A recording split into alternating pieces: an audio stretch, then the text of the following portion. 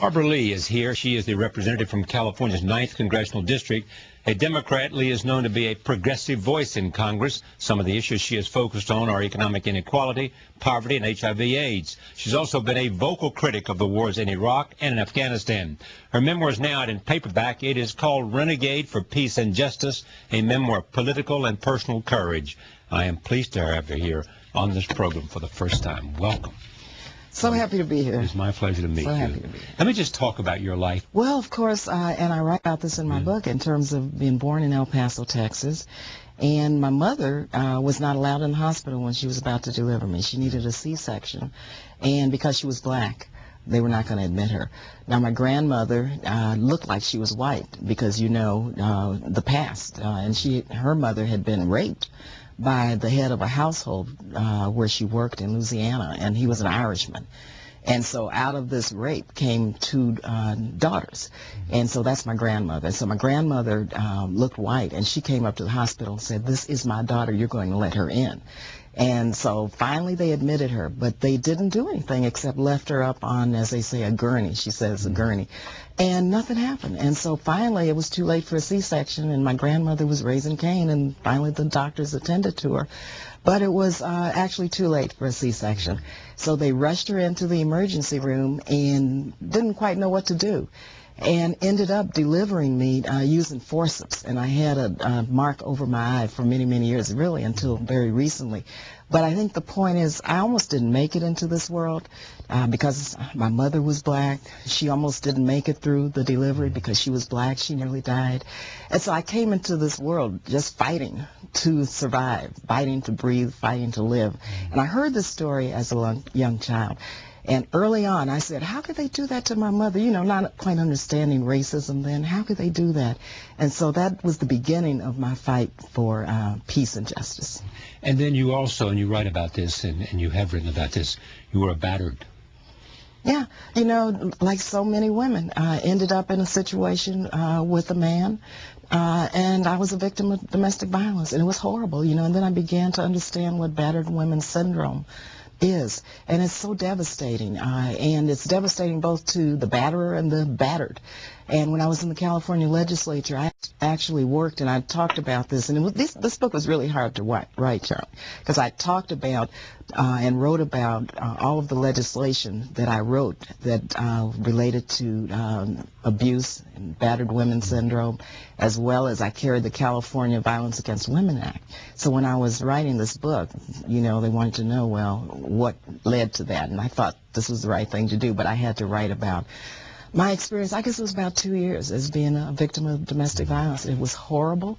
And I tell you one thing, the empowerment of women, women's issues are so important in terms of my work as an elected official and member of Congress. You've been an elected official for a while. You first were kind of on the political side of the Black Panther movement. Yeah, I was a community worker. When I was a student in Mills College in the early 70s, I was the Black Student Union president. And I consciously did not want to get involved in politics because I didn't think that the two-party system was relevant. I was a young mother on public assistance, single mother. But there were many organizations in the community, and I worked with many of them. One was the Black Panther Party. And I worked on the survival programs, their 10-point program. I bagged groceries. I actually helped coordinate fundraisers for the Community Learning Center, which was a wonderful community school. I worked as Bobby Seale's fundraising coordinator when he ran for mayor of Oakland, which paved the way for the first African-American mayor. So I was really into community work and voter registration, the whole 9 yards. And actually, that was during the time when I met Shirley Chisholm, the first African-American She was a mentor. woman. She was a mentor, but it was during that period when I met her. You went to Capitol Hill as an intern for Ron Dellums? Yeah, I was an intern between undergraduate school at Mills College, between my first year of graduate school at the University of California, Berkeley, and the second year.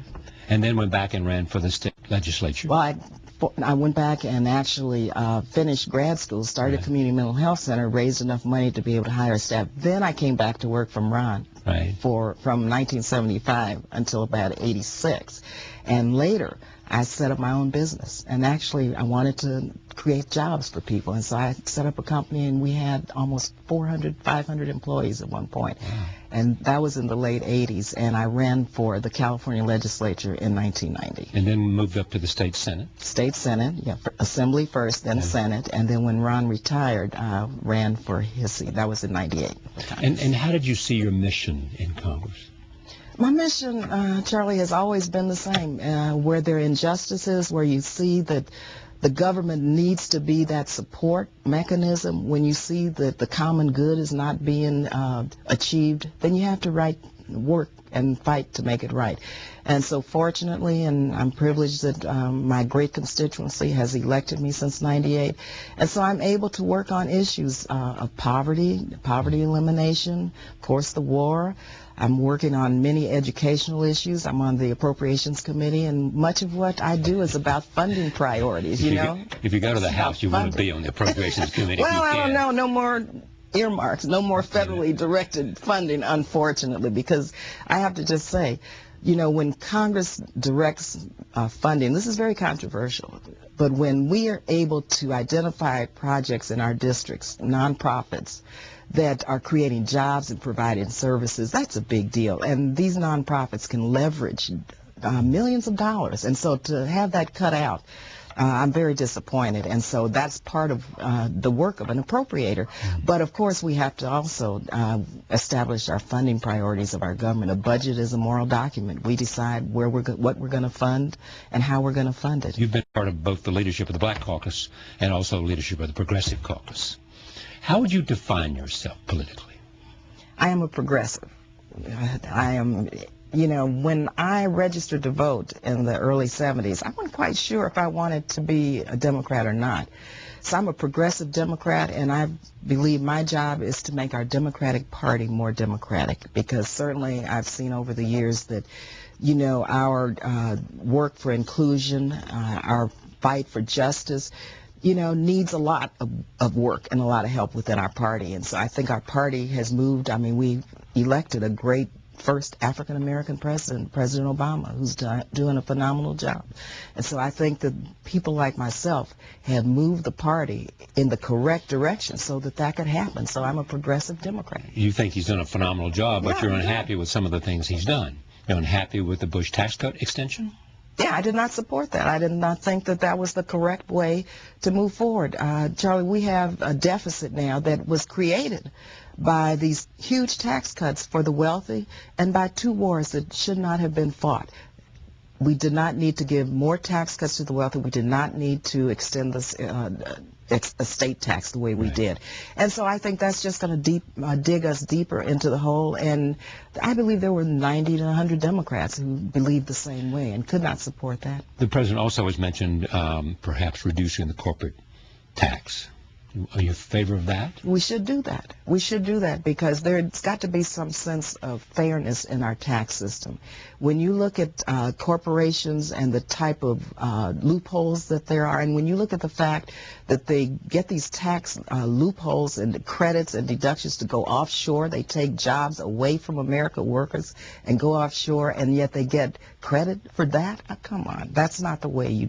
So you would in favor of reducing it from 35 down to, say, 25? 25 or lower. Even lower. But reduce the deductions that they're now getting. Yeah, absolutely. We should, especially going offshore. Any company that sites offshore, that lays off American workers and then that benefits from it by going offshore, I don't think they should get any type of tax deductions, quite frankly. What do you think of the Deficit Commission and their recommendations from co-chairman Bowles and Simpson? Well, I did some of the recommendations, may make sense, but I agreed with a member of that commission, Congresswoman Jan Schakowsky. She came up with, I think, a very good alternative.